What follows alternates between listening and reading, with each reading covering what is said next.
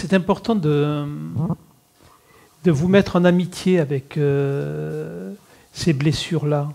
Il y a surtout pas à en prendre ombrage, comme si, parce que l'ego a facilement la capacité de récupérer en disant « je ne suis pas parfait, j'ai ces blessures-là ». Tandis que c'est surtout pas de tomber dans ce piège-là. C'est justement un moyen de commencer à vous regarder différemment.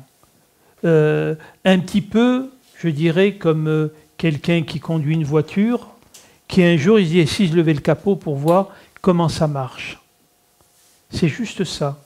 Le conducteur, lui, n'est pas concerné par ça. Il y a juste à voir comment je fonctionne.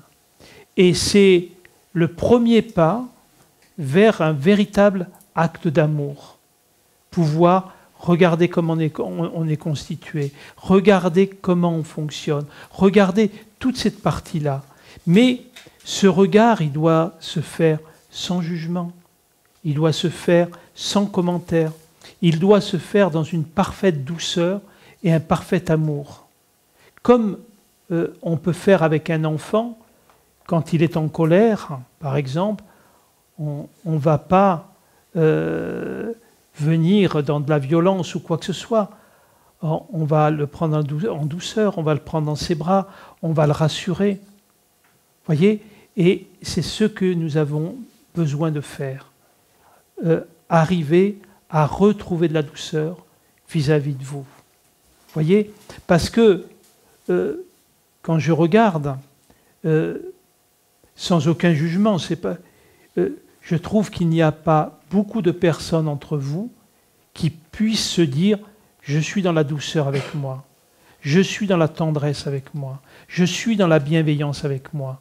Regardez avec honnêteté l'exigence que vous vous portez les uns et les autres, pas les uns contre les autres, hein, chacun, tout le temps avec l'impression que vous devez vous améliorer, que vous devez être plus bienveillant, plus généreux, plus ci, plus ça.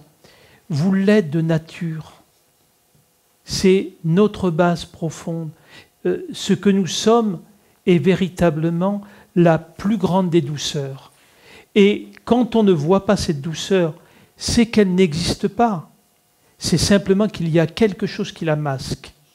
Et il y a juste pouvoir observer qu'est-ce qui masque cette douceur. Vous voyez, aujourd'hui, je donnais une image, je crois que je crois qu'elle dit au niveau de la voiture. Hein, oui, c'est ça. Et comme je parlais de voiture, c'est un petit peu comme quand vous êtes au volant d'une voiture. Tout le monde peut en faire l'expérience, c'est vous êtes en train de rouler, observez. Est-ce que c'est vous qui allez vers le paysage ou est-ce que le paysage vient à vous? Qu'est-ce qui se passe véritablement? Si vous allez vers le paysage, ça signifie que vous êtes dans le manque. Ça signifie qu'effectivement, vous allez vers quelque chose. Si effectivement, dans votre regard, vous voyez que le paysage vient à vous, vous êtes dans l'abondance. La vie vous amène ce dont vous avez besoin. Donc, ça peut paraître intellectuellement évident de dire « oui, mais ça roule et j'y vais ». Ce n'est pas aussi simple que ça. Parce que on pourrait très bien dire que dans votre rêve, vous êtes au volant d'une voiture et pourtant vous êtes dans votre lit. Donc, mon propos est surtout de vous inviter à changer votre regard sur ce qui vous semble évident et qui ne l'est pas et qui ne l'a jamais été.